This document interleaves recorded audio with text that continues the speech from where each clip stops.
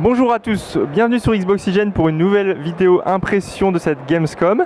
Alors Harold a eu la chance de voir Tomb Raider et même d'y jouer, ce qu'on n'avait pas pu faire à l'E3. Bon, le jeu sort bientôt donc c'est un peu normal qu'on puisse y jouer.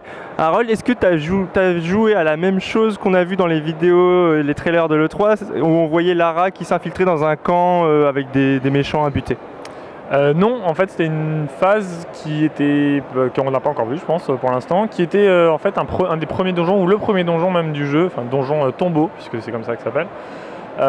Il s'agit là en fait de beaucoup de phases de plateforme en fait, avec des énigmes, un peu des puzzles, des pièges à éviter, des QTE pour éviter ces pièges justement.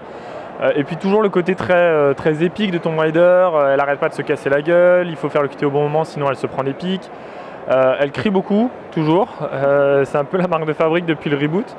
Mais sinon, c'est assez sympa. En fait, c'est vraiment une bonne alternance entre justement ces phases assez intenses au final, puisqu'il faut éviter de mourir, et un peu d'exploration, de découverte du niveau, de savoir sur quelle plateforme on va sauter, de découvrir comment on va activer tel mécanisme. Donc c'était plutôt intéressant. Il y avait des ennemis ou pas? Ou c'était juste une énigme à résoudre? En fait, au moment, donc c'était une démo chronométrée, donc d'une demi-heure, enfin chronométrée par les développeurs eux-mêmes, qui nous ont arrêté au bout d'une demi-heure, pile au moment où je commençais à arriver à des mecs, visiblement un gunfight, puisqu'ils débarquaient dans le tombeau où je venais de finir ce que j'avais à faire. Ok. Et alors, apparemment à l'E3, Erwan il était très satisfait par la partie graphique du jeu. Est-ce que toi aussi tu as trouvé que c'était joli? Graphiquement, techniquement, moi j'ai eu vraiment de légères remarques à faire, et vraiment c'est pour pinailler parce que esthétiquement la physique de Lara est magnifique, d'un point de vue technique je parle. Le grain de la peau est vraiment superbe, les blessures qu'elle se fait, les écorchures sont vraiment hyper bien rendues. La sueur aussi, ou même l'eau quand elle sort de l'eau, sont vraiment hyper bien rendues. Ouais, les cheveux mouillés quand elle sort de l'eau, ça? Elle a justement les cheveux mouillés, et il y a une animation qui est toute bête mais qui est vraiment hyper agréable, je trouve. C'est quand c'est une fille avec des cheveux longs, donc quand elle sort de l'eau, elle se sèche les cheveux. J'ai trouvé ça tout bête, mais ça rajoutait vraiment une dose de réalisme. Après, au niveau des décors, on commence en fait, on est en extérieur. C'est en Syrie, donc je me demande si on n'a pas vu la vidéo où elle se casse la figure justement en voiture, et on voit peut-être ce qui se passe ensuite, mais je ne me rappelle pas avoir vu le tombeau. Et donc justement là elle est en extérieur, on voit une vallée à perte de vue qui est vraiment superbe, avec un coucher de soleil, une super profondeur de champ, avant qu'elle rentre en fait dans ce tombeau. Après dans le tombeau c'est effectivement beaucoup plus confiné, mais c'est toujours aussi joli, des superbes effets d'eau qui goûtent des murs, des bêtes qui se déplacent, des scorpions, des plantes même, de la végétation qui est vraiment hyper bien rendue. Et toujours le personnage de Lara, hormis graphiquement, les animations sont vraiment belles. Sauf, et c'est là mon léger bémol, c'est peut-être au niveau de la prise d'élan, qui parfois semblait un peu trop spontanée en fait pour la détente qu'elle pouvait avoir.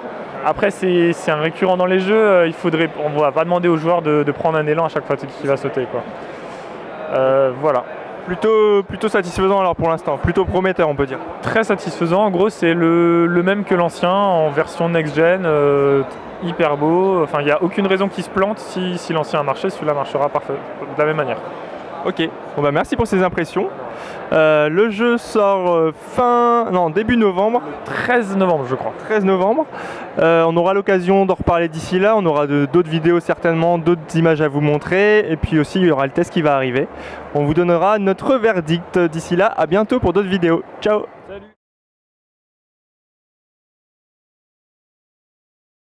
On va activer tel mécanisme. Donc c'était plutôt intéressant. Il y avait des ennemis ou pas? Ou c'était juste une énigme à résoudre? En fait, au moment, donc c'était une démo chronométrée, donc d'une demi-heure, enfin chronométrée par les développeurs eux-mêmes, qui nous ont arrêté au bout d'une demi-heure, pile au moment où je commençais à arriver à des mecs, visiblement un gunfight, puisqu'ils débarquaient dans le tombeau où je venais de finir ce que j'avais à faire, quoi. Ok. Et alors, apparemment à l'E3, Erwan il était très satisfait par la partie graphique du jeu. Est-ce que toi aussi tu as trouvé que c'était joli? Bonjour à tous, bienvenue sur Xboxygène pour une nouvelle vidéo impression de cette Gamescom. Alors Harold a eu la chance de voir Tomb Raider et même d'y jouer, ce qu'on n'avait pas pu faire à l'E3. Bon, le jeu sort bientôt, donc c'est un peu normal qu'on puisse y jouer. Harold, est-ce que tu as joué à la même chose qu'on a vu dans les vidéos, les trailers de l'E3, où on voyait Lara qui s'infiltrait dans un camp avec des méchants à buter? Non, en fait c'était une phase qu'on n'a pas encore vu je pense pour l'instant, qui était en fait un des premiers donjons, ou le premier donjon même du jeu, enfin donjon tombeau, puisque c'est comme ça que ça s'appelle.